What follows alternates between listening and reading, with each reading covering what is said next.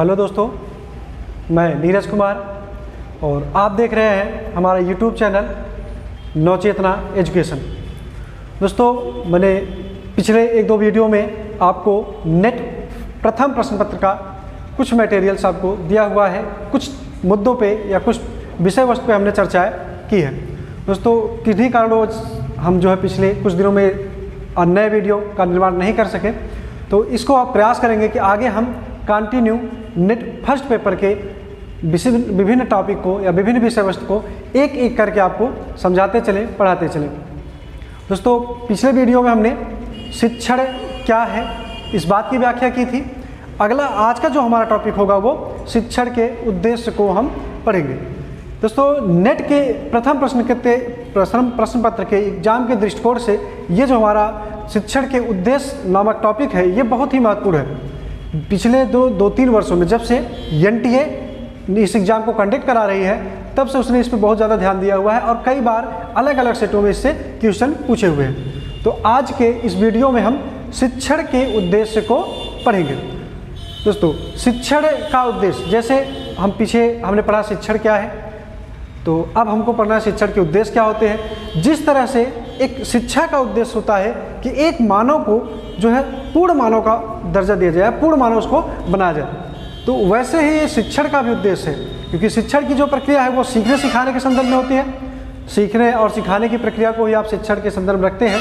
तो यहाँ पर भी हमने सीखा या सीखने और सिखाने की जो बात आती है या सिखा करके हम किसी भी व्यक्ति में कुछ विभिन्न पक्षों को डेवलप करने का प्रयास करते हैं, विकसित करने का प्रयास करते हैं। इस बात का जो वर्णन किया गया है एक ब्लूम महोदय ने किया, सिम्पसन महोदय ने किया, कैथवाल महोदय ने किया है, दवे महोदय ने, अलग अलग जो मनोवैज्ञानिक जो शिक्षा शास्त्री हैं, सब ने अपने अपने अनुसार शिक्षण के उद्देश्य को बांटने का प्रयास किया हुआ है।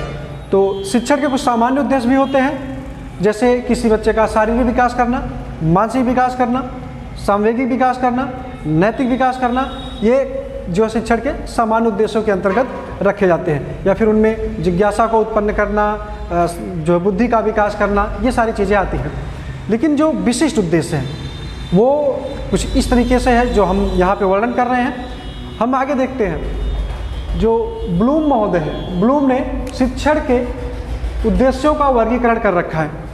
इन्होंने और अन्य भी बहुत सारे मनोवैज्ञानिक हैं, जैसे एंडरसन महोदय हैं, कैथवाल है, दवे महोदय है, सिम्पसन है, सब ने किया है। लेकिन जो ब्लूम का वर्गीकरण है वो मुख्य रूप से 3 भागों में बटा हुआ है। एक होता है ज्ञानात्मक या बोधात्मक, या इसी को हम संज्ञानात्मक के रूप में भी जानते हैं, संज्ञानात्मक के नाम से भी जानते हैं। दूसरा जो होता है वो भावात्मक या संवेगात्मक होता है। तीसरा जो है वर्गीकरण वो मनोगत्यात्मक या क्रियात्मक, मनोगत्यात्मक या क्रियात्मक के रूप में होता है। तो आइए हम पहले बिंदु के विषय में, आप पहला जो भाग है इनका जो ज्ञानात्मक या बोधात्मक होता है, हम इस पे बात करते हैं।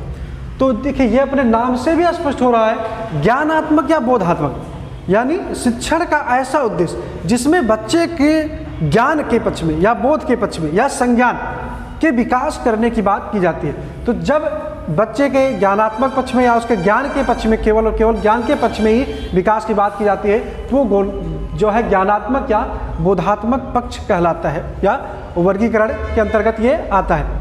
तो ज्ञानात्मक का मतलब ज्ञान का विकास करना। वैसे भी हम जान रहे हैं कि किसी भी प्रकार के जो शिक्षण की प्रक्रिया संचालित होती है उसका जो मुख्य उद्देश्य होता है वो शिक्षण को डेवलप करना, यानी छात्रों में शिक्षा के योग्यता या उसका विकास करना। क्योंकि हम जानते हैं पढ़ने लिखने से हमें बौद्धिक क्षमता का विकास होता है, समझ की उत्पत्ति होती है, संज्ञान बढ़ता है। तो वही ये उद्देश्य पहला है। तो किसी भी बच्चे में संज्ञान का विकास कैसे कैसे होता है उसके लिए कुछ स्टेप इन्होंने स्वीकार कर रखे हैं। तो जैसे ये पूरे 6 स्टेप इन्होंने माने हैं कि किसी भी बच्चे में जो संज्ञान का विकास होता है वो इन्हीं 6 स्तरों से होकर के चलता है। जैसे पहला इनका है ज्ञानात्मक। दोस्तों, यहाँ मैंने 2 अलग अलग डिवाइडेंस बना रखे हैं। एक ज्ञानात्मक बोध है जो ब्लूम के अनुसार है, ज्ञानात्मक या बोधात्मक, इसमें इन्होंने 6 स्टेप माने हुए हैं। ऐसे ही बोधात्मक या ज्ञानात्मक के अंतर्गत एंडरसन और कैथवाल ने भी अपने विचार रखे हुए हैं, उसको बांटा हुआ है, उसको डिवाइड किया हुआ है। इसमें इन्होंने भी 6 स्टेप स्वीकार किए। तो थोड़े से अंतर के साथ इन दोनों ने माना हुआ है। हम यहाँ दोनों को देखेंगे, दोनों का वर्णन करेंगे हम। तो जो ब्लूम ने किया हुआ है, जो इसके 6 स्टेप्स ये हैं, उसमें पहला जो है वो ज्ञान है, यानी किसी भी बच्चे में ज्ञानात्मक बोध जो होता है उसकी जो शुरुआत होती है वो ज्ञान से होती है। और किसी भी बच्चे का जो ज्ञान का डेवलपमेंट होता है वो रटने से, पहले बच्चे को रटाया जाता है, याद कराया जाता है, और याद कराने में उसको हर विषय वस्तु को जो है वो रटाना पड़ता है, जिसको आप ज्ञान या याद करने के रूप में स्वीकार करते हैं। तो इनका ज्ञानात्मक पक्ष में पहला उद्देश्य क्या होगा कि किसी भी बच्चे को ज्ञान कराने के लिए उसको रटाया जाए। फिर दूसरा जो इन्होंने स्वीकार किया वो बोध। जब किसी बच्चे को किसी बात का ज्ञान हो जाता है, वो रट करके याद करता है, तो उसके बाद दूसरे स्टेप में इन्होंने उसको बोध यानी समझ की बात की है कि छोटे बच्चे पहले उनको आप कोई बात समझा नहीं सकते, पहले उनको रटा करके ही सिखाया जाता है। रटाने के माध्यम से या रटने के बाद ही बच्चों को ज्ञान होता है। उनको कोई नियम, कोई व्यवस्था, कोई सिद्धांत अगर आप समझाना चाहते हैं तो उनमें इतना डेवलपमेंट है, उनके मानसिक स्तर का इतना विकास नहीं हुआ है कि वो किसी बात को डायरेक्टली समझ सके या फिर उसके विषय में चिंतन कर सके। तो शुरुआत तो ज्ञान से हो गई जहाँ पे आपने रटा करके किया। लेकिन दूसरा जो स्तर है वो बोध स्तर होता है। बोध स्तर में बच्चे को कोई बातें समझाई जाती है कि ऐसा क्यों हुआ, a + b का होल स्क्वायर बराबर a² + b² + 2ab क्यों होता है। बच्चे को डिफाइन करके उसको आप समझाते हैं, उसको बताते हैं, तो बच्चा उसका बोध कर लेता है। और जब बच्चे ने किसी बात का ज्ञान ग्रहण किया, रट के किया हो या कैसे भी किया हो, फिर उसको समझता है। दूसरे स्टेप में फिर अगली प्रक्रिया जो आती है, अगला स्टेप जो होता है वो प्रयोग का है, यानी जिस बात का बच्चे ने ज्ञान ग्रहण किया था या जिसको समझ से उसने ज्ञान प्राप्त किया हुआ है, अब उस ज्ञान का वो प्रयोग कर रहा है। वो एक जगह से ज्ञान ग्रहण करता है, उसका किसी अन्य परिस्थिति में उस ज्ञान का वो प्रयोग करता है। तो जब आप ज्ञान प्रयोग करने के योग्य हो जाते हैं, यानी जब आप किसी ज्ञान का प्रयोग करने लगते हैं, जैसे मैं आपको यहाँ पर जो चीज़ें समझा रहा हूँ, जो बता रहा हूँ, इसका प्रयोग जब आप पेपर को सॉल्व करने में करने लगते हैं, इसका मतलब आपको वो अच्छे से समझ में आ गया, तभी आप पेपर को सॉल्व करना प्रारंभ कर देते हैं या उस पेपर सॉल्व करने में सक्षम हो जाते हैं। अगला जो होगा वो विश्लेषण। जब आप किसी बात को प्रयोग कर रहे हैं, उसके बाद का जो स्टेप स्वीकार किया उन्होंने वो विश्लेषण माना है।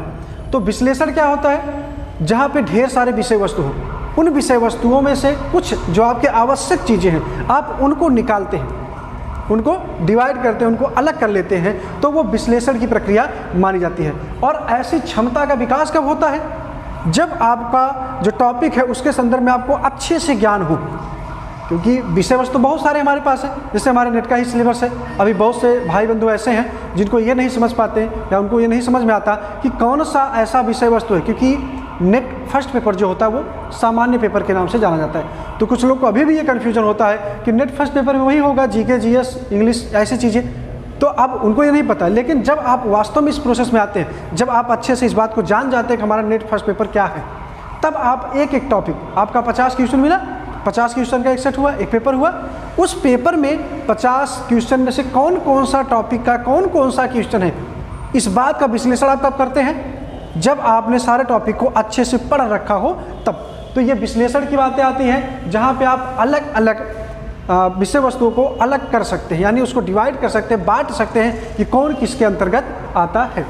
और अगला स्टेप जो उन्होंने माना है वो संश्लेषण का होता है। संश्लेषण यानी जोड़ना, संश्लित करना, संगठित करना।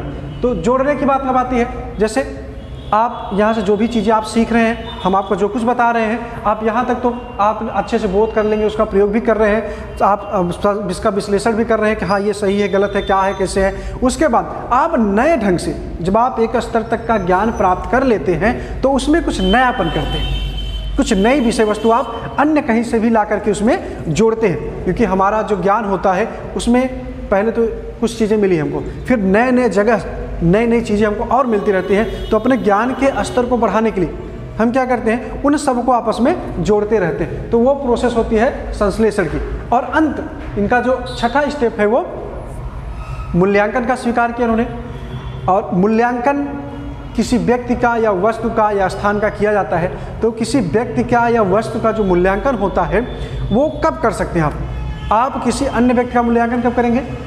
जब उस विषय वस्तु के संदर्भ में आपको अच्छे से ज्ञान होगा तब। यानी जब आप ये जान जाएंगे कि टीचिंग एप्टीट्यूड क्या है, शिक्षण अभिक्षमता क्या है, या वो रिसर्च एप्टीट्यूड, शोध अभिक्षमता, ये सब चीज़ें क्या हैं, ये आप उस बात का मूल्यांकन तभी कर सकते हैं कि किसी को वो अच्छे से आ रहा है कि नहीं आ रहा है, जब आपको खुद आता रहेगा। यानी ज्ञान का जो मेरा स्तर था, जब वो उच्च स्तर पे पहुंच जाता है, तब हम किसी अन्य व्यक्ति का मूल्यांकन कर सकते हैं। जब तक मुझे ज्ञान ना हो तब तक मैं आपका मूल्यांकन नहीं कर सकता, या आपको ज्ञान नहीं है तो आप किसी अन्य व्यक्ति का मूल्यांकन नहीं कर सकते जब तक उसका आपको उच्च स्तरीय ज्ञान ना हो। तो ये जो इनका ज्ञानात्मक या बोधात्मक वर्गीकरण है ब्लूम महोदय का, इन्होंने इसमें 6 स्टेप स्वीकार किए हैं। पहला है ज्ञान, दूसरा बोध, तीसरा प्रयोग, चौथा विश्लेषण और पांचवा संश्लेषण, अंत में इन्होंने मूल्यांकन स्वीकार किया।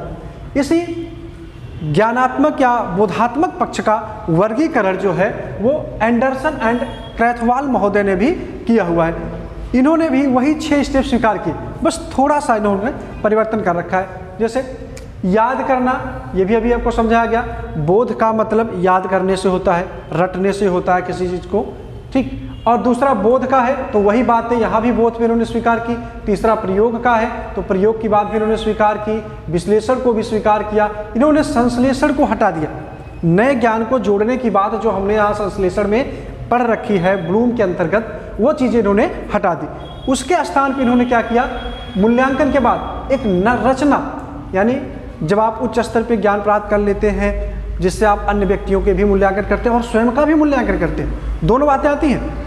उसके बाद की एक नई प्रोसेस या उच्च स्तर इन्होंने स्वीकार किया, जिसको रचना का नाम दिया।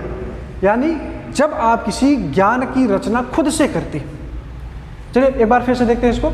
यहाँ आपने क्या किया, याद किया, किसी बात को रट के आपने याद किया। दूसरा बोध स्तर, जहाँ पे आप उसको समझते हैं। पढ़ने की प्रोसेस यही चालू होती है, पहले रटते हैं, शुरू में जब हम कोई ज्ञान हमको प्राप्त करना होता है ना, जैसे आप इसी स्तर पे हैं, यहाँ आपको टीचिंग एप्टीट्यूड पढ़ना है, तो पहले बार में ही सारे टॉपिक को आप क्लियर नहीं कर लेंगे, कुछ चीज़ें इसमें आपको रटनी पड़ेंगी और फिर समझनी पड़ेंगी। आप रटते हैं, समझते हैं, जब आपको समझ में आ जाता है तो कहीं अन्य जगह आप उसका प्रयोग भी करने लगते हैं, और साथ ही साथ विश्लेषण करके उसमें क्या चीज़ें उचित है, क्या अनुचित है, उसका भी आप निर्धारण करते हैं, और फिर मूल्यांकन करते हैं कि हमने जो किया वो सही है या गलत है। हम किसी अन्य का भी मूल्यांकन उसी ज्ञान के माध्यम से करते हैं, और जब आप खुद से किसी नए ज्ञान की संरचना करने लगते हैं तो वही रचनात्मक अवस्था होती है। तो इन 6 स्टेप्स को किसने स्वीकार किया, एंडरसन एंड क्रैथवाल ने। दोस्तों ये वीडियो आपके लिए बहुत ही लाभकारी है। आप मान चलिए जो एग्ज़ाम्स हमारे होंगे फर्स्ट पेपर के, जो 5 क्वेश्चन आना है टीचिंग एप्टीट्यूड से, उस 5 क्वेश्चन में कई सेटों में, क्योंकि सेट ढेर सारे बनते हैं, एक ये एग्ज़ाम कम से कम 5 से 6 दिन चलता है, तो हर पर डे जो है 2-2 शिफ्ट में एग्ज़ाम हो रहे हैं। दोनों शिफ्ट का फर्स्ट पेपर जो है अलग अलग होता है। ऐसे कम से कम 10 सेट तो बनने ही हैं, तो उसमें से कम 2 से 3 सेट में तो आप मान ही चलिए ये क्वेश्चन आपका जरूर आना है ब्लूम ये वर्गीकरण को लेकर के या फिर शिक्षण के उद्देश्यों को लेकर के। तो इस टॉपिक को आप अच्छे से अच्छे तरीके से समझें, और एक आपसे रिक्वेस्ट है कि आप हमारे वीडियो को लाइक करिए, शेयर करिए और सब्सक्राइब करिए, और जो भी समस्याएं आपको लगे आप हमको समय समय पर अवगत कराते रहे, जिससे हम इसमें सुधार भी कर सकें और हम आपको कंटिन्यू ये वीडियो प्रोवाइड भी करा सकते हैं। जी, ये हमने अभी जो पढ़ा वो ब्लूम का वर्गीकरण का ये पहला स्टेप था, जिसको हम ज्ञानात्मक या बोधात्मक के नाम से जान रहे हैं। दूसरा जो वर्गीकरण है वो भावात्मक या संवेगात्मक, भाव या संवेग।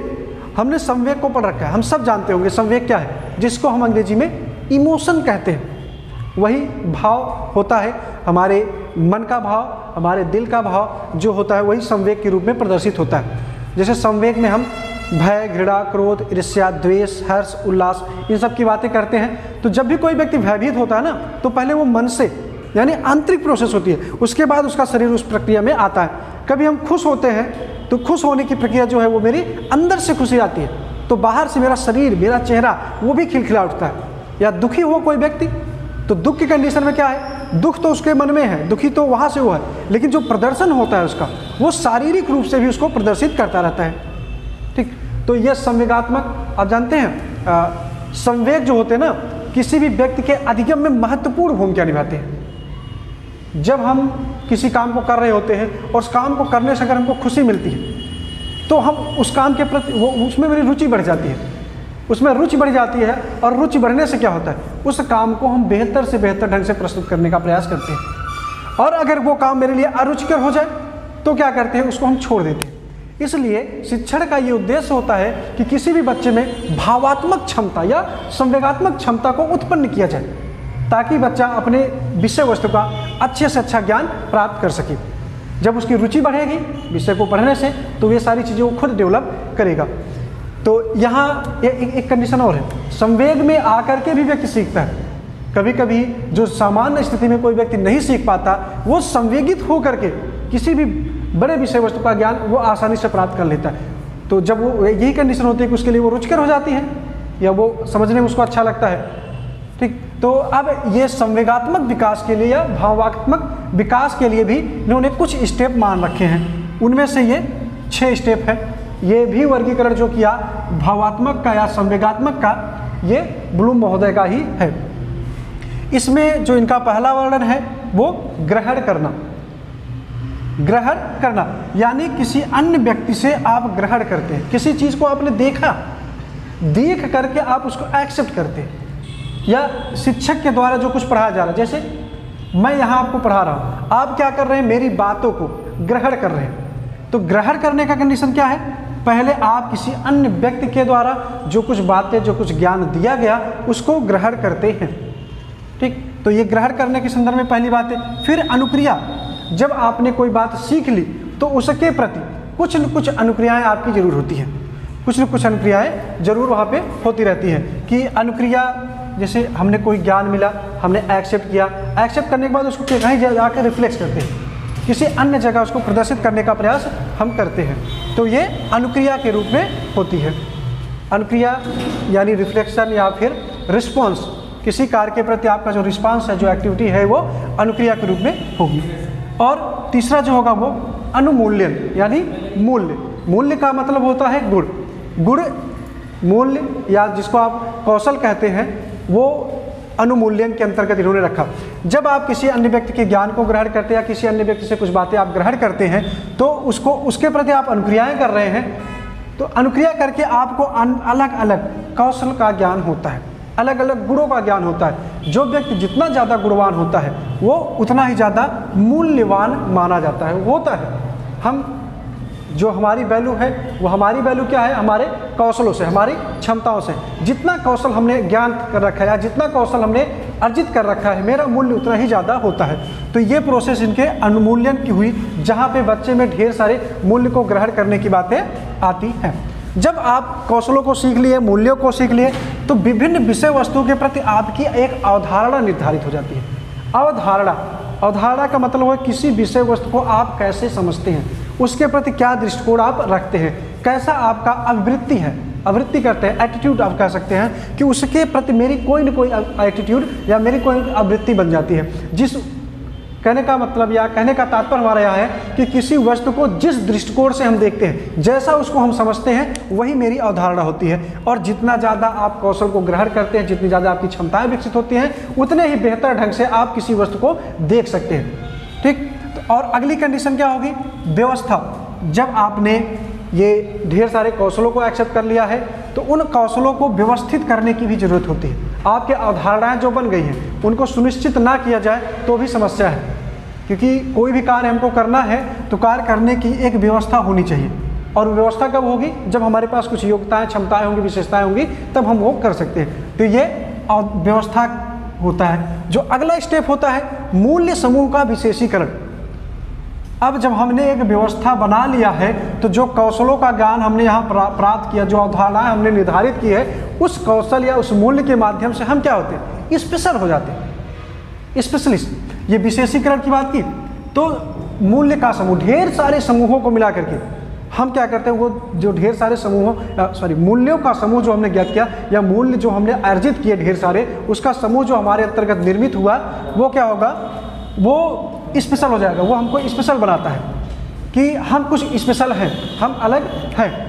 वो मूल्यों का विशेषीकरण, यानी मूल्य के अर्जन से, ढेर सारे ज्ञान को अर्जित करने से ही आप विशेष व्यक्ति हो जाते हैं। आप अन्य व्यक्तियों से अलग कब होते हैं, जब आपके पास जो मूल्य है, जो गुण है, वो कुछ ज़्यादा मात्रा में होते हैं।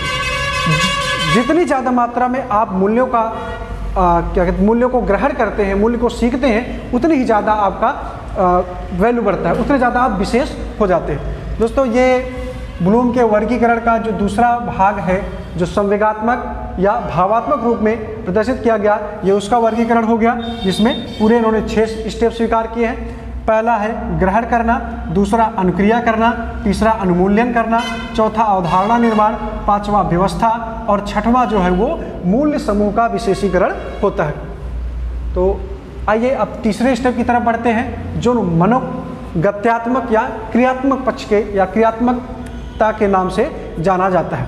तो पहले स्टेप में हमने क्या पढ़ा था, ज्ञानात्मक या बोधात्मक, फिर भावात्मक या संवेगात्मक, और तीसरा पक्ष जो है वो मनोगत्यात्मक या क्रियात्मक, जो शारीरिक एक्टिविटी को लेकर के। हमने ज्ञान ग्रहण कर लिया, वो ठीक है, हमने अपने भाव को प्रदर्शित कर लिया, अपने भाव को कंट्रोल कर लिया, संवेगों को विकसित कर लिया, वो ठीक है, लेकिन हमारी शारीरिक क्रिया या मन की गति, एक्टिविटी, क्योंकि हमारा जो शारीरिक गति है वो हमारे मन पे, मस्तिष्क पे निर्धारित करता है, तो हम कितने बेहतर ढंग से उसको कर सकते हैं, उसका डेवलपमेंट कैसे करना है। शारीरिक क्रिया यानी कौशल, कार्य को करने का जो ढंग है, जो कौशल है, उसको कैसे प्रस्तुत किया जाएगा, इसका वर्गीकरण इसके अंतर्गत किया है। तो यहाँ पे दोस्तों ये 3 अलग अलग पार्ट हैं। एक तो मनोगत्यात्मक के अंतर्गत जो ब्लूम का वर्गीकरण है, इन्होंने इसके 5 स्टेप स्वीकार किए हैं। एक दवे महोदय हैं, इन्होंने भी इसके 5 स्टेप मान रखे हैं, अलग से इन्होंने इसको डिवाइड कर रखा है। इसके अलावा सिम्पसन है, सिम्पसन ने भी इसके 1 2 3 4 5 स्टेप को स्वीकार किया हुआ है। तो चलिए इसको हम देखते हैं। ये जो ब्लूम का वर्गीकरण है, इसमें 5 स्टेप हैं। तो पहला इन्होंने माना प्रतिरूपता।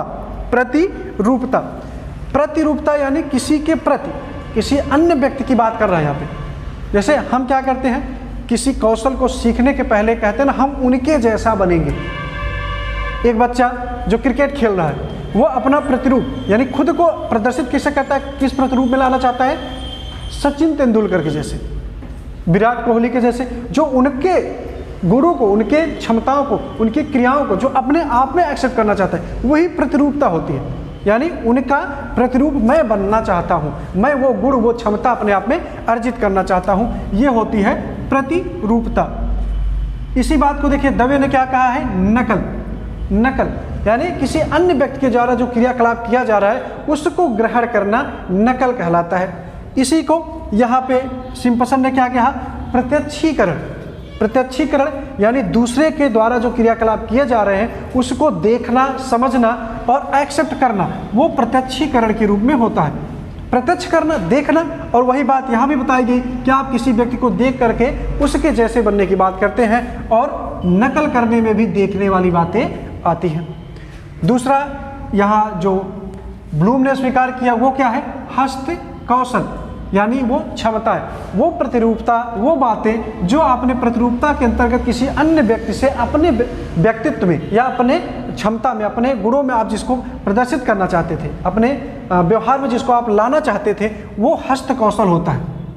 यानी जब आप उसको खुद कार्य कर रहे हैं, कौशल जब आप उसको करते हैं, जैसा आपने सोचा यहाँ कि मुझे सचिन तेंदुलकर के जैसा बनना है, तो सचिन तेंदुलकर के जैसे बनने की जो बात आपने लाई, वो अब जब आप उसको अपने व्यवहार में लाने का प्रयास करते हैं, यानी उनके जैसे आप प्रैक्टिस कर रहे हैं, उनके जैसे बनना चाहते हैं, तो उनके व्यवहार को, उनकी एक्टिविटी को आपने जो देखा है, जो समझा है, उसको आप अपने व्यवहार में लाते हैं, अपने योग्यता में, यानी अपने व्यवहार में ला करके वो सारी एक्टिविटी आप कर रहे होते हैं, तो वो होता है हस्त कौशल। उसी बात को देखिए, यहाँ पे इन्होंने क्या कहा, हेर फेर, यानी जो आपने नकल किया ना, जो दूसरे की बात को आपने देखी, जो समझा है, अब उसको क्या कर रहे हैं, उसको किसी अन्य जगह पे आप प्रदर्शित कर रहे हैं, हेर फेर कर रहे हैं। किसी ज्ञान को आपने एक जगह से ग्रहण किया, उस ज्ञान को ले जा करके कहीं अन्य क्षेत्र में आप प्रदर्शित कर रहे होते हैं, तो उसी को हेर फेर के रूप में स्वीकार किया जाता है। ये किसने माना, दवे महोदय का कहना है। इसी बात को देखिए, सिम्पसन ने क्या कहा, व्यवस्था।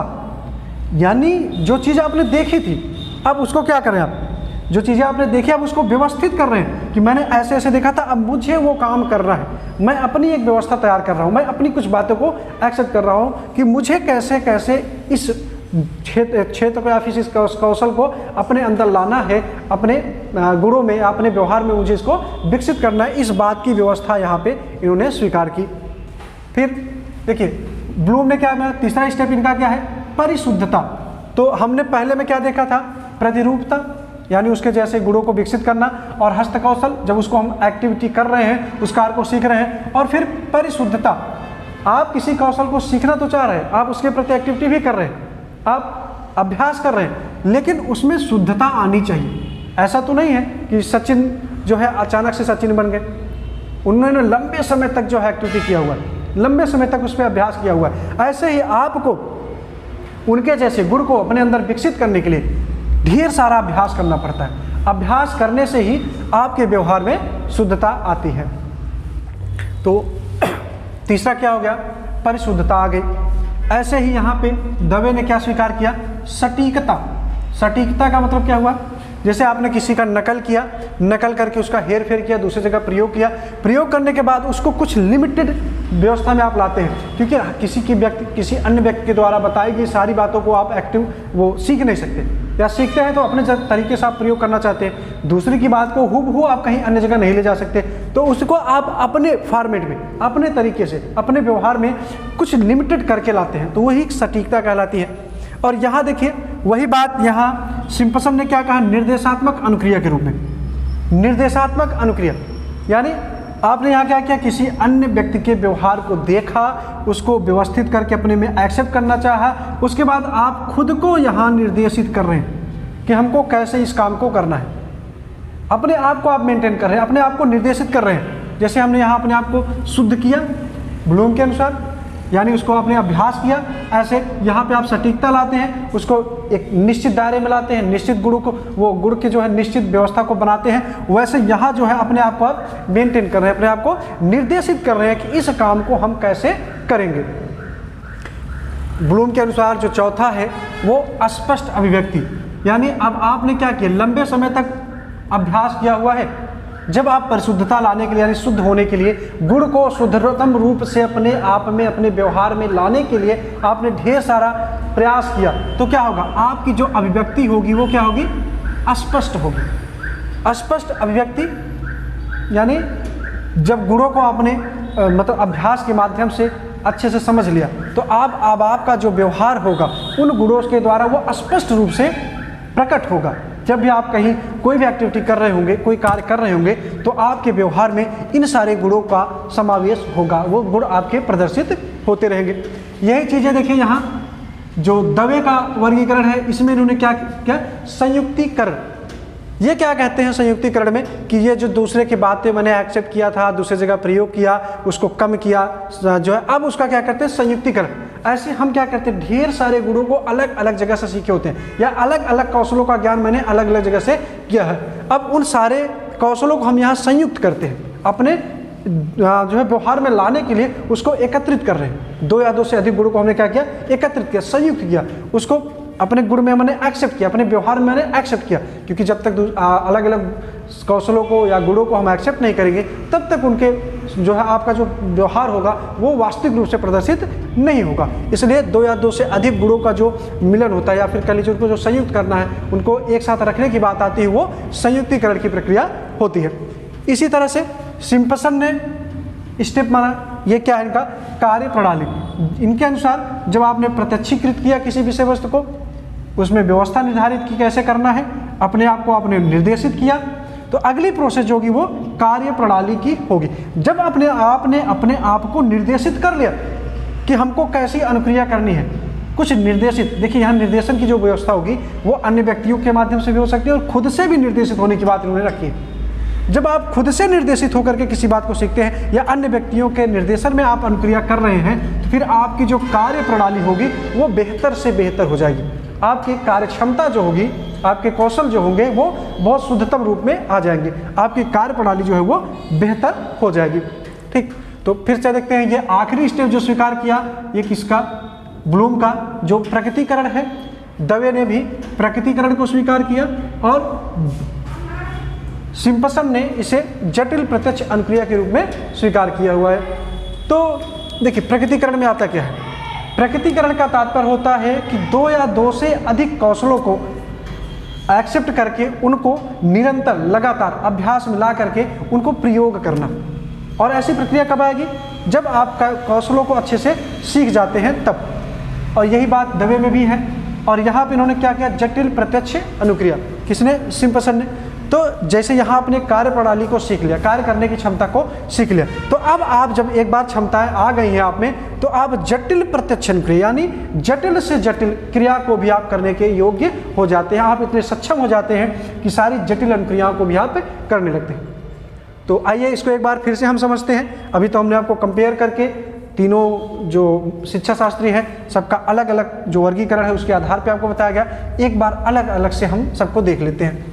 तो जो ब्लूम महोदय का वर्गीकरण है मनोगत्यात्मक या क्रियात्मक के अंतर्गत, इसमें इन्होंने 5 स्टेप माने हैं। पहला क्या है? प्रतिरूपता। प्रतिरूपता यानी किसी ऐसे व्यक्ति के संदर्भ में बात ये कही गई कि किसी व्यक्ति को देख करके उसके गुणों या योग्यताओं या क्षमताओं को जब आप अपने अंदर लाने का प्रयास करते हैं तो वही प्रक्रिया प्रतिरूपता की कहलाती है। और जब किसी व्यक्ति की बात को आपने देख लिया तो उसके लिए क्या करते हैं? आप उनके कौशलों को एक्सेप्ट करना चाहते हैं तो उसके लिए आपको अभ्यास करना पड़ेगा। उनके कौशल को आप एक्सेप्ट करेंगे, जो कौशल उनके अंतर्गत जो क्षमताएं जो गुण विशेषताएं हैं उसको आप एक्सेप्ट करना चाहते हैं। और इसके लिए ज़रूरत क्या है? आपको परिशुद्धता की, यानी ढेर सारे अभ्यास करने की ज़रूरत है। और जब आप लगातार अभ्यास करते हैं तो आप शुद्धतम रूप में हो जाते हैं, यानी वो कौशल आप में शुद्ध रूप से व वास्तविक रूप से प्रकट हो जाती है। फिर अगली जो प्रोसेस है वो क्या आती है? अस्पष्ट अभिव्यक्ति। जब आपने कौशलों को अच्छे से सीख लिया है, जब कौशल को आपने अच्छे से सीख लिया, आपने उसका शुद्धतम रूप ग्रहण कर लिया, तो उसका अस्पष्ट अभिव्यक्ति, उसका प्रदर्शन जो आप करते हैं वो बहुत अस्पष्ट तरीके से आप करने लगते हैं। फिर प्रकटीकरण, जिसमें आपको बताया गया कि जो ढेर सारे कौशल आपने सीखे हैं जब उसका प्रयोग आप अपने व्यवहार में करने लगते हैं और सामान्य तरीके से, यानी अपने व्यवहार में सामान्य दिनचर्या में भी आप उन सारी चीज़ों को आप अच्छे से प्रकट कर रहे हैं, तो वो क्या होगा? प्रकटीकरण की प्रक्रिया कहलाती है। ऐसे दवे पे हम चर्चा कर लेते हैं। दवे ने क्या कहा? दवे का मानना है कि किसी अन्य व्यक्ति का हम नकल करते हैं, किसी अन्य विषय वस्तु का, अन्य व्यक्ति के कौशलों का, अन्य व्यक्ति के गुणों का हम पहले नकल करते हैं, या नकल करके हमने कोई ज्ञान प्राप्त किया, उस ज्ञान को हम हेर फेर करते हैं।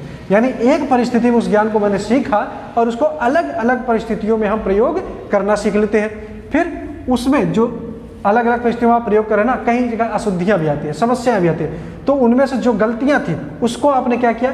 हटा दिया, तो उसको सटीक कर दिया, यानी उसको लिमिटेड कर दिया। और लिमिटेड करने के बाद ऐसे आपने कई सारे गुणों को सीखा। अलग अलग गुणों को जब एक साथ रखते हैं, 2 या 2 से अधिक कौशलों को जब आपने एक साथ प्रस्तुत किया तो वो प्रक्रिया कहलाती है संयुक्तिकरण की। और अंत में जो आपका आता है प्रकटीकरण, इसमें 2 या 2 से अधिक गुण यहाँ भी होते हैं, कौशल होते हैं, उनको अब आप ग्रहण करते हैं और अपने व्यवहार में निरंतर उनका प्रयोग करते जाते हैं, तो वो प्रकटीकरण कहलाता है। यानी आपका नेचर, आपका स्वभाव वैसा ही हो जाता है जैसे कि आपके अंदर गुण या कौशलों का विकास हुआ है। और तीसरा देखते हैं हम, जो सिम्पसन महोदय का है। सिम्पसन ने पहले प्रत्यक्षीकरण स्वीकार किया, यानी किसी भी वस्तु को देखना और समझना। जब तक आप किसी वस्तु को देखेंगे नहीं, उसके विषय में जानकारी आपको नहीं होनी है। तो आपने यहाँ पहले किसी गुण को, किसी कौशल को प्रत्यक्ष किया, देखा, और उसके लिए एक व्यवस्था अपने अंदर बनाई कि मुझे इसको कैसे कैसे ग्रहण करना है, क्या करना है उसका। इस बात को इन्होंने दूसरे स्तर में स्वीकार किया। और तीसरे में क्या माना? निर्देशात्मक अनुक्रिया। जब आपने व्यवस्था निर्धारित कर ली तो उसी व्यवस्था के तहत आप अपनी अनुक्रिया को निर्देशित करते हैं। जैसी व्यवस्था आपने बनाई है उस गुण को सीखने के लिए, कौशल को सीखने के लिए, वैसे ही अनुक्रिया आप करना चाहते हैं, लेकिन ये जो अनुक्रिया होगी आपकी, वो आपके इस निर्देशित व्यवहार के आधार पर होगी जैसे आपने व्यवस्था बनाई थी। और जब आप ये निर्देशित अनुक्रिया करने लगते हैं, क्रियाकलाप होने लगेगा, तो आपकी जो कार्य प्रणाली होगी वो शुद्धतम रूप में आने लगेगी, यानी उसको आप अच्छे से अच्छा करना सीख जाएंगे, आपकी क्रियाकलाप जो होगी वो बेहतर ढंग से होने लगेगा। और सबसे अंत में इन्होंने स्वीकार किया जटिल प्रत्यक्ष अनुक्रिया। जब आपने कार्य प्रणाली को सीख लिया है तो आप उससे भी जटिल जो अनुक्रिया होगी, क्रिया होगा, कार्य जो होगा, आप उसको भी अच्छे से करना सीख जाते हैं। क्योंकि हर व्यक्ति एक के बाद दूसरे, दूसरे के बाद तीसरे स्टेप को स्वीकारता है। तो जब हम नॉर्मल अनुक्रियाएं, नॉर्मल व्यवहार को सीख लेते हैं तो उसके आधार पे या अभ्यास के माध्यम से हम कठिन अनुक्रिया को भी सीख लेते हैं। तो दोस्तों आज के वीडियो में हमने शिक्षण के उद्देश्य को पढ़ा, जिसका वर्गीकरण जो है ब्लूम महोदय ने कर रखा है। इसमें 3 भाग आपको बताए गए, एक ज्ञानात्मक पक्ष या बोधात्मक कहते हैं, इसी को हम